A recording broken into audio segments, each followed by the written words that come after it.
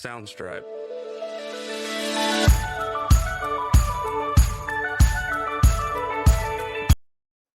Hey everybody, Cassidy here with Oak Point Marketing. This is episode 2 of our internal podcast, and this one is called Department Deep Dive. I am so excited to see this one finally be finished and for you guys to all see it.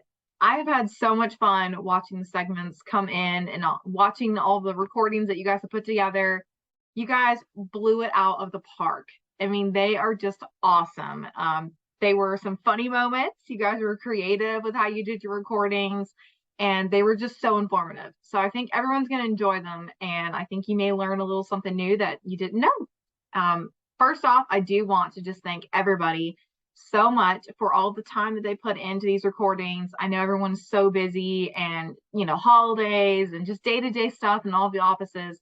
Taking the time to put this together with me means a lot, and I really hope everyone enjoys it as much as I have.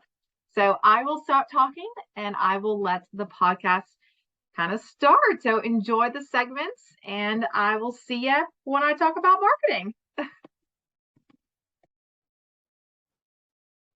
Hello, everyone. Today, I'm going to take you on a dive into development. So the development group is focused on affiliating or acquiring practices to help us grow. So since inception, we've acquired 12 different practices, and we currently have a very large pipeline, which all that means is a group or a list of practices that are looking to join Oak Point, and we have some mutual interest.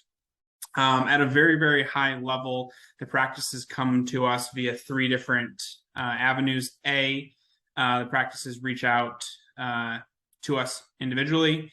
B, there's a broker involved. And then C, a current Oak Point doctor has a friend, colleague, etc., and says, you should take a look at Oak Point as well.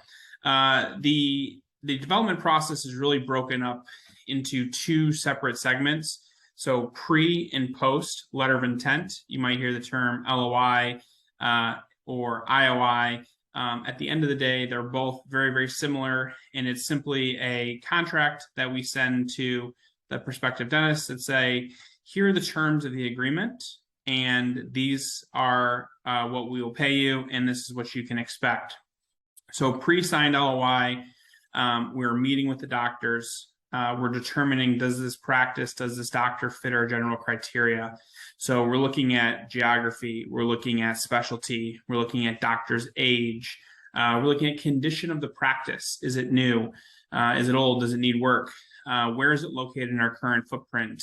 We don't want to put a orthodontic practice right next to another orthodontic practice and, a general dental practice right next to another general dental practice. So there's a lot of geography that goes in behind the scenes, and we actually leverage a software called Mapline. So it plots all of our different offices on a map, and we can easily see where the practice is relative to other Oak Point practices. During this introductory phase, we generally request a bunch of information from the doctors and ask them to fill out a short questionnaire. We often meet with them, tour the office, and really hear from them about their practice. Then we will submit them an offer to purchase their practice. After they have reviewed the offer, there's oftentimes a negotiation period where we're going back on a few different items as it relates to either the purchase price or some of the employment terms. This timeline can vary from deal to deal. Some of them go very, very quick, a matter of weeks to maybe a month from start to finish. And then some of them go, throughout a year. So a lot of times these practices are the doctor's only business that they've ever had. It's something that they are incredibly connected to and attached to, and making a decision to sell is not often the easiest. But in this hypothetical example, let's assume that the doctor, agrees to sign the letter of intent or LOI. We will then move into diligence. So during this time frame, we hire a outside accounting firm to verify all the financials. So what we're doing is we're making sure that if it's a $4 million practice, that $4 million of collections came into the bank. Are the doctors actually seeing as many patients as they are? We install a software program called Seeka to pull practice management data and see, all the key metrics that we're looking at to determine, is the business viable? Is it continuing to produce at a level that what we were told and that we base our offer on? After the financial diligence, we move into the legal side. The legal side, given the North Carolina Dental Board, is a little bit more in depth. So we have to have certain specific documents in place in order to transact. In South Carolina, those are not needed. In South Carolina, deals oftentimes can go quicker than North Carolina deals. Throughout this legal process, it's approximately 60 days. We're constantly in communication with the doctors and their attorneys. The final step of the development process is determining a flow of funds.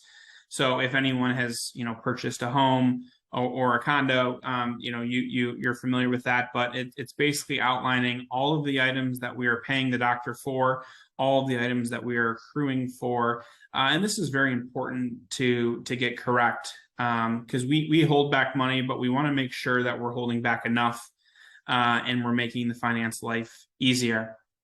So after we have sign off on all the legal items, we move forward to close. And then that's where the operation or the integrations team, kicks in. So I hope you guys enjoyed a brief overview of the development process. And I look forward to a more in-depth podcast. Please send me any questions you have and hope everyone's having a great day. Hi, everyone. For those of you who don't know me, be lucky. I'm Lauren Lathick, the Director of People at Oak Point, aka the department everyone fears. I'm really excited to be here today just to talk to you about human resources and what we've been up to.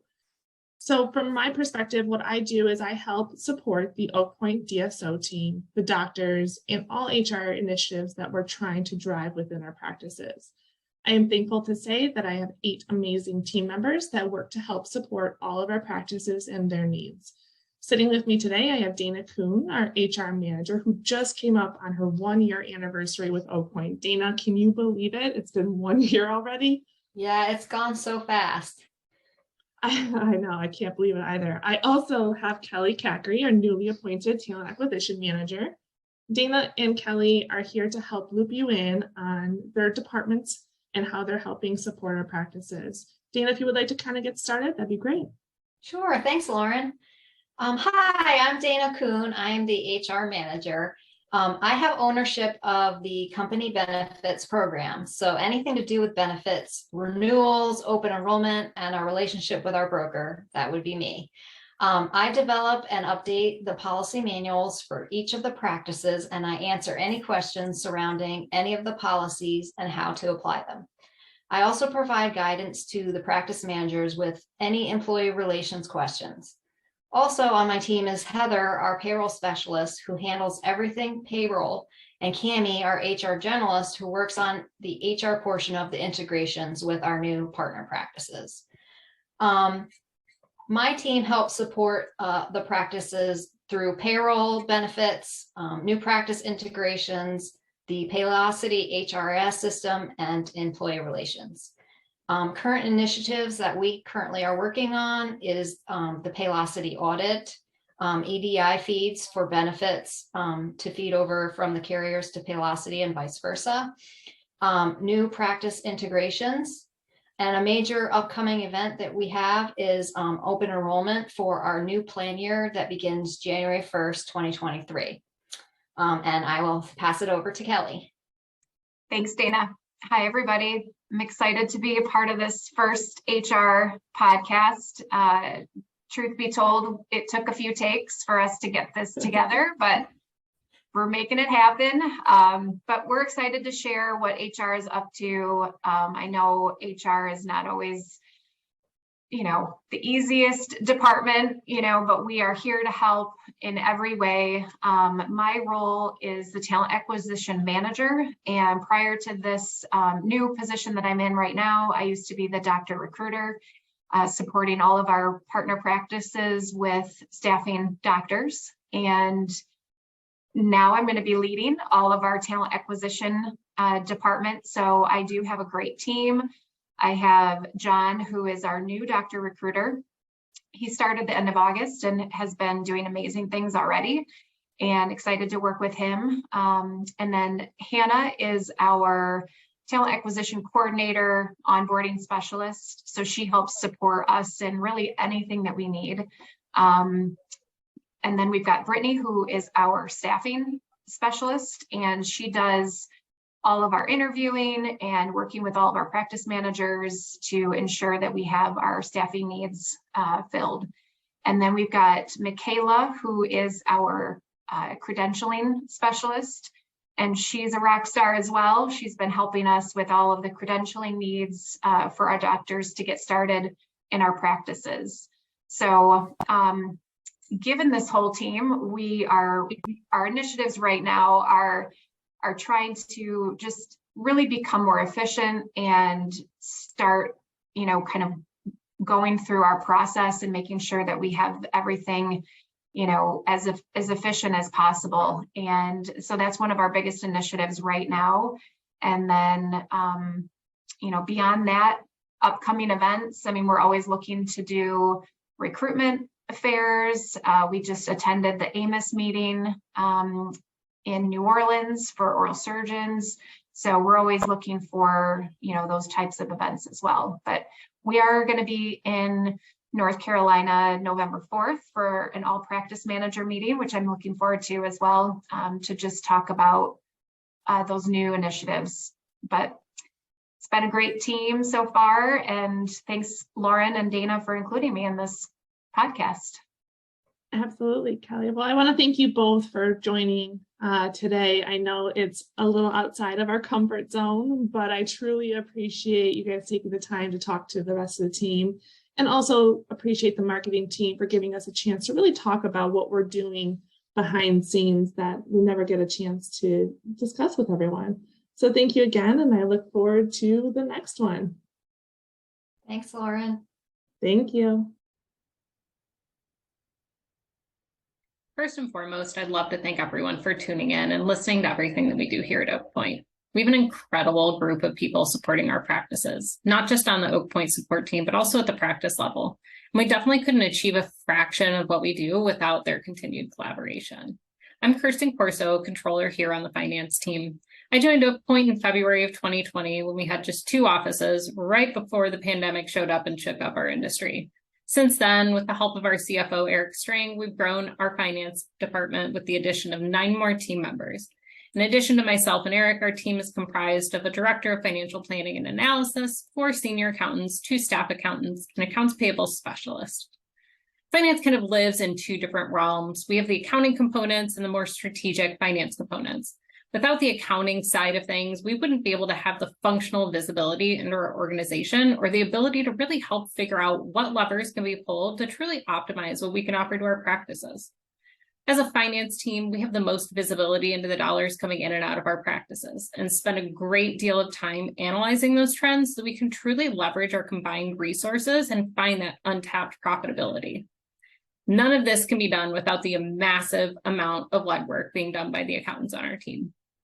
From a bookkeeping perspective, we process and code the transactions for over 65 bank accounts, 25 credit card accounts, including over 150 company cards that have been issued across the practices from our primary Oak Point credit card accounts. That's each month. If you think about that from the sheer perspective of total transactions, we're talking about tens of thousands of transactions every month being taken down by a mighty team of about 10. With the help of these rock star accountants, each month we're able to generate solid financial statements that we share with both our investors and lenders, as well as our partner doctors. Almost all of our partner doctors have engaged in holding a monthly meeting to review their financial statements. In preparation for these calls, our senior accountants work with the operations directors and other department leaders to incorporate those operational updates and key analysis on trends. We set aside 30 to 60 minutes to walk through the prior month's performance with the doctors, where we'll dive deep into the nitty-gritty of financial performance and talk about where the practices might need our support.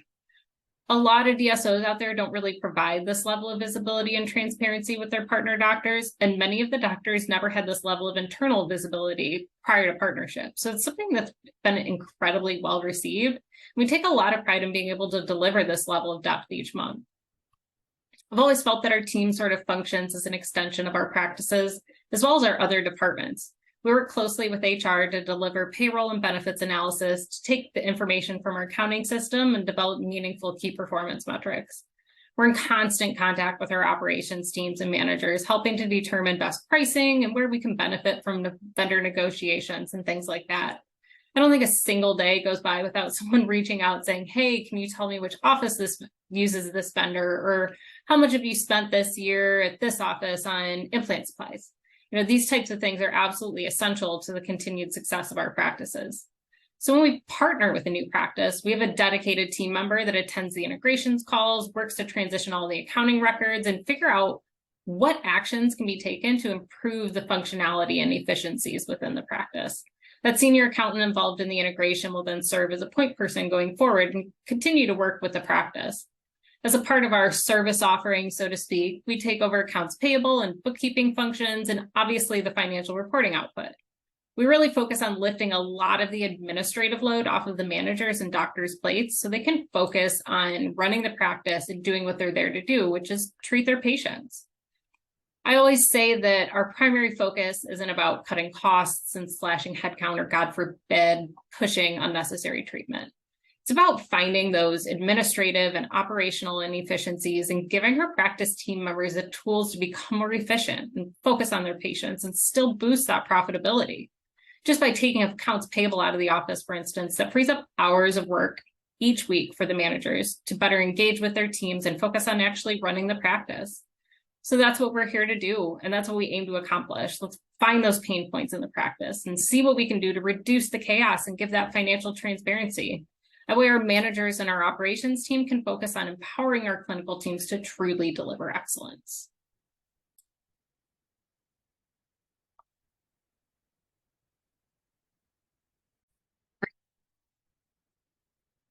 Hi, this is Suzanne Moyer, and I'm Vice President of Revenue Cycle Management with Oak Point. You may be asking yourself, what is revenue cycle management and why is it important? At Oak Point's affiliated dental and specialty dental offices, patients come first. Patients trust our doctors to provide excellent dental care, and they trust our offices with their money. And that last part is revenue cycle management, or RCM. As a division of operations, RCM focuses on accuracies and efficiencies from the patient intake form through insurance verifications, treatment plans, claim submission, payments, postings, and deposits. And while I'm not physically doing those tasks, my role is to develop and manage the overall platform. I help identify needs and make recommendations to implement new technologies to support the long-term RCM strategy. We've all heard the saying, what gets measured gets improved. So currently we're developing a dashboard to give overarching insights into all the practices so that we can analyze the performance and identify opportunities to improve key metrics. I'm here to help develop best practices, standard operating procedures, and new innovations to lead RCM and the touch points through the patient journey, thus ensuring timely collections, growth, and success within each practice. I hope this gives you a better insight into revenue cycle management. Thank you. Hello, everybody. I am back with Kim. We're going to talk a little bit about marketing with you guys. So I will let Kim take it from here. Awesome. So marketing wouldn't be marketing without this duo here this last year. I have loved working with Cassidy, and little fun fact about Cassidy, one of the things that I absolutely, well, there's many things that I adore about her, but one of the things that I really love is how she takes notes of things and then she lets a couple months pass and then she goes back and she reviews the notes and she looks at what she's learned and what she's progressed. I love that. I think that's a really great best practice. So that's a little tidbit that I'll share about her. I think the two of us have done a really great job getting marketing going for Oak Point. It's been a very exciting time for us, and we are excited that we will be having some new members join our team. So stay tuned for some of those announcements, but we're very excited about that. So our marketing department takes care of Oak Point marketing, and then we also are responsible for doing the marketing and helping each of the practices, supporting them with their efforts with all of the partner practices. So we're now up to 38 offices. So it's a lot of marketing that needs to be done, and we enjoy every minute of it. This year, we have done everything from TV commercials to billboards to T-shirts to trade show booths to social media to SEO for practices. We have done different advertisements, whether they are digital, whether they are in magazines. We do collateral such as brochures, letterheads, anything that a dental office could need, and anything that is forward facing with the patients or even internal within their practice. We are happy to help them and assist them in that process. So for us, that's kind of the fun, creative side. But there is more to marketing than just the fun, creative side. So the challenge that I think that Cassie and I both have is that we are always looking for the best ways to measure the results. So the efforts, the creative efforts that we're putting together, we're always looking to find out what's the best way to show the ROI for that and how do we track everything. So everything that we do, we try to link very closely with tracking. And, you know, we have to show the offices we're spending their money, and we are responsible to show them the number of new patients that we've brought in, the cost per conversion, the cost per acquisition, call tracking measurements that, hey, we generated this many calls from this particular activity.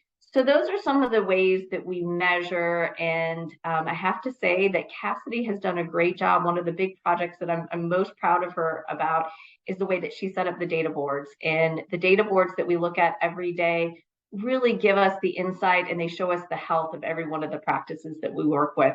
So Cassidy, if you want to share a little bit about your pet project and something that I know that you love, you can talk to them about DataBox. All right, so DataBox.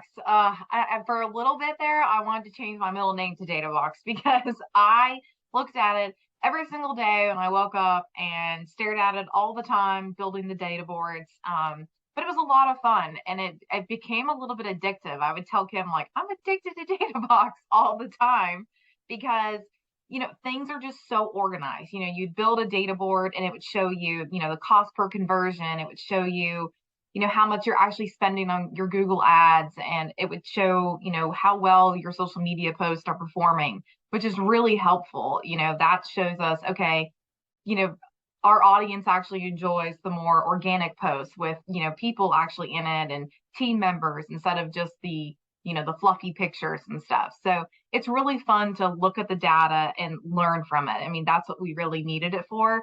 And, you know, it's fun to see it all on one big screen. You know, you've got 8 to 10 data boards for every office, and it's really quick and easy. You just, you know, go to that office account, or you can go to the Oak Point account and you click on the data board you want, and then boom, it's right there. All of the numbers, all the measurements are just really easy to grab. And it just also kind of clears a clearer path for every office. And for, you know, Kim and I, it just shows us, okay, this is what's working.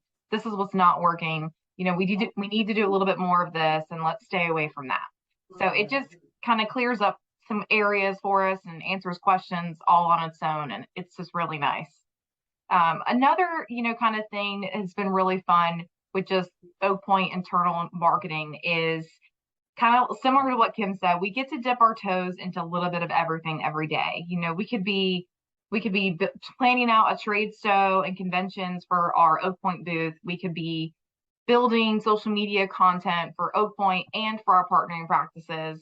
We could be talking about website designs. We could be planning out, creative content day, which is photo shoots and filming at an office. But, we also got to be really unique in a way with Oak Point because marketing was not a thing in Oak Point really, just quite yet. When Kim and I joined, it was like we got to build things from scratch, which was a lot of fun. And it was really cool for me, especially to see how things really blossom. Kim has been an awesome mentor for me, has taught me so many things. So it's been really fun to see, this is how we've started a social media page, and this is how we build a website, and then watch it kind of blossom and grow throughout the year. So it's been a lot of fun just seeing things start and continue to grow with Oak Point and throughout all of our partnering practices. Well, let's tell everybody. So one of the goals that we're trying to achieve with Oak Point LinkedIn is we're trying to beat our competition. So Lightwave is really close to us as far as followers. When I started in January with Oak Point, we had a little over 400 users. We now have 900, and I believe the last number I saw was like 934 followers for LinkedIn. So the way that marketing grows is by everybody helping, everybody sharing, and we would love to see everybody reach out to their contacts, let them know that, hey, follow our LinkedIn, and we would like to, of course, beat the competition. So they're at 1,200, and we're just so close. So that was one of my goals at the beginning of the year. So definitely, the more that we can do to help each other internally within Oak Point is great. We would love to see, everybody branch out in their network, not just for marketing, but also, there's ways of helping, on LinkedIn to get job posts out. So the more that we can work together and collaborate, the better that we can be as a company. And also wanted to make a comment, of course, about make it pretty, something that Cassidy and I joke about all the time. We hear it from every division within every department within Oak Point. Hey, I got this thing. Can you make it pretty? Can you make it pretty? Can you make it pretty? And the answer to that question is yes, we can make it pretty. We can make it functional, and we will get the word out. So we will look forward to having more communication within Oak Point. We're always open to different ideas. I love hearing what people have done at other companies, and we are open and always looking for ways to connect. So I think that's part of marketing, and that's probably one of my favorite things about marketing is connection. Yeah. All right. Well, guys, we hope you enjoyed our marketing segment and got to learn a little bit more about our day-to-day and get the inside scoop from us. I look forward to seeing everyone else's recordings as well. Happy Thanksgiving. All right, everyone. That is a wrap for the department deep dive. So I hope everyone has enjoyed this episode. And, with it being released the week of Thanksgiving, I thought it would be a great time to just take a minute and say thank you to everyone on our Oak Point team for their hard work and dedication that they put in every single day. I know it's easy sometimes to get so busy and into a grind that, we forget to take a minute and just take a step back and reflect on how much has been accomplished so far. We're a younger company, and we have just grown so much and made so much progress together as a team. And it's a lot to be proud of, and there's that little saying, teamwork makes the dream work. But it's so true. Teamwork really does make things work better. And I think Oak Point as a whole has truly represented the importance of teamwork. So, with it being Thanksgiving, I just wanted to thank everybody. And again, thank you so much for the time you guys put in to create this podcast with me. I think it turned out to be a really special piece. And I hope everyone enjoys their Thanksgiving with family and friends and just enjoys the little break. And I hope that you are excited for the next episode. So stay tuned for our next podcast episode.